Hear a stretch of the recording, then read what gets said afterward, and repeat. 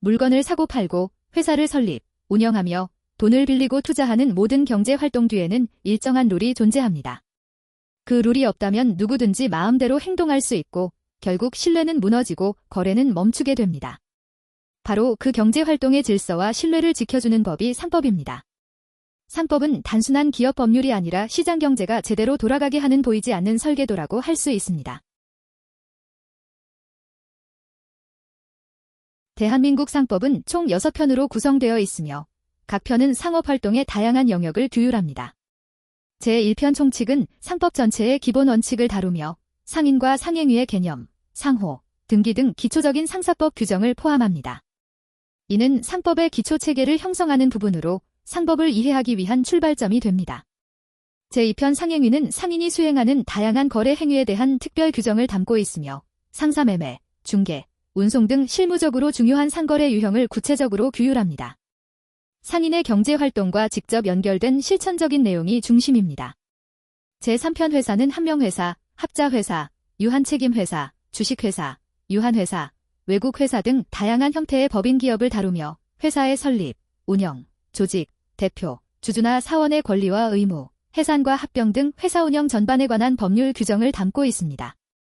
제4편 보험은 손해보험, 인보험, 해상보험, 자동차보험, 보증보험 등 다양한 보험 제도를 포함하며 보험계약의 체결과 이행, 보험자와 피보험자의 권리와 의무, 보험금 지급 및 면책 조건 등 보험의 기본 원리와 실무를 규정합니다.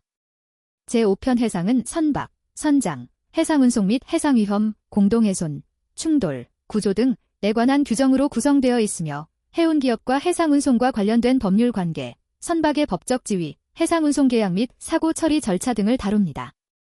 제6편 항공운송은 항공운송에 관한 특별 규정으로 항공화물, 여객, 수화물의 운송과 운송인의 책임 및 손해배상 한도 등에 대해 규율하고 있습니다. 항공산업과 관련된 법적 분쟁을 해결하기 위한 기준이 되는 규정들입니다. 이렇게 상법은 기업활동 전반을 포괄하며 각 분야의 특성을 반영한 세부 규정을 통해 상업적 신뢰와 효율을 동시에 추구하고 있습니다. 41번 문제입니다.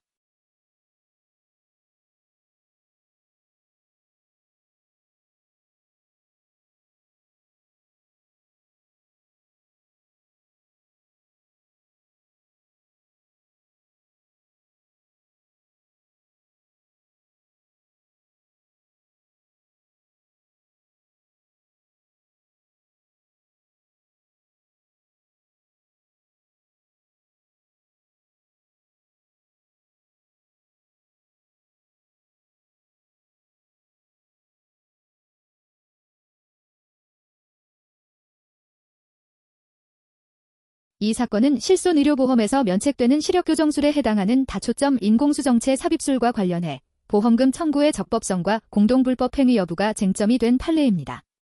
원고 A 주식회사는 보험업을 운영하고 피고 B는 안과의원을 운영하는 의사입니다.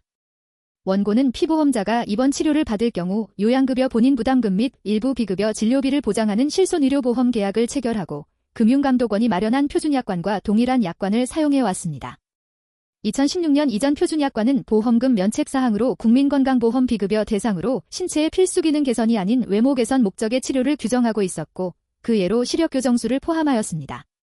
그러나 백내장 수술 시 시행되는 다초점 인공수정체 삽입술이 이 시력교정술에 해당하는지 여부에 대해 논란이 지속되자 금융감독원은 2015년 11월 30일 표준약관을 개정하여 요양급여 대상 수술 방법 또는 치료재료가 사용되지 않은 경우 시력교정술로 본다는 조항을 신설하고 이를 2016년 1월 1일부터 시행하였습니다.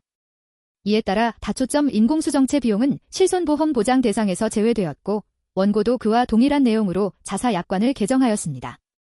이후 피고는 2016년부터 2019년까지 피보험자들에게 백내장 수술 및 다초점 인공수정체 삽입술을 시행하면서 비급여인 인공수정체 비용은 낮게 책정하고 보험금 지급 대상인 검사비 항목은 높게 책정하여 진료비를 구성하였습니다. 피보험자들은 이에 따라 진료비를 납부하고 보험금을 청구했으며 원고는 총 3억 3천만 원 상당의 보험금을 지급하였습니다. 원고는 이를 보험금을 부정하게 타내기 위한 조작행위로 보고 피고와 피보험자들이 공동불법 행위를 하였다고 주장하며 손해배상을 청구하였습니다. 이에 원심은 피고가 다초점 인공수정체 비용을 낮추고 검사비를 부풀려 청구한 뒤 환자들이 이를 알면서 보험금을 수령한 점에서 피고와 환자들의 행위가 공동불법 행위에 해당한다고 보고 손해배상 책임을 인정하였습니다. 원심은 피고와 환자들의 행위가 보험사를 기망한 공동불법 행위에 해당한다고 판단하였으나 대법원은 이에 대해 다음과 같은 법률적 쟁점을 중심으로 판단을 달리하였습니다. 첫째, 의료기관이 비급여 진료비를 책정할 때 실손의료보험자의 손익을 고려해야 하는지 여부. 둘째, 환자의 보험금 청구가 공동불법 행위에 해당하는지 여부였습니다. 이에 대법원은 의료기관이 비급여 진료비를 책정함에 있어 실손의료보험자의 손익을 고려해야 할 법적, 계약상 의무는 없다고 보았습니다.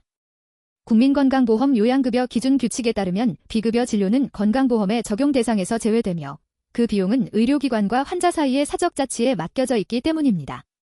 따라서 의사가 실손의료보험 약관 변경을 반영하여 다초점 인공수정체 비용은 낮추고 보험 적용 대상인 검사비는 높이는 방식으로 진료비를 조정한 것은 자율적인 진료비 설정 행위에 해당하며 이를 두고 보험사의 손익을 고려했어야 한다고 주장할 수는 없다고 판단하였습니다.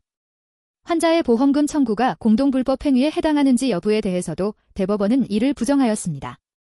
피고는 비급여 진료비를 환자들에게 일관되게 적용하고 실제 진료를 실시한 후 그에 따른 비용을 청구하였으며 환자들은 이를 실제로 납부한 후 보험금을 청구하였기 때문에 해당 청구가 사실과 다르다고 보기 어렵고 이를 기망행위로 단정할 수 없다고 본 것입니다. 이에 대법원은 원심이 피고의 손해배상 책임을 인정한 것은 법리를 오해한 것으로 보아 원심 판결을 파기하고 사건을 환송하였습니다. 이 판례는 실손의료보험 약관 변경에 따른 진료비 조정이 곧바로 위법행위로 단정될 수 없으며 의료기관과 환자의 행위가 실제 진료에 기반해 이루어졌다면 보험금을 청구한 것만으로 공동불법 행위로 보기 어렵다는 점을 명확히 한 판례입니다. 감사합니다.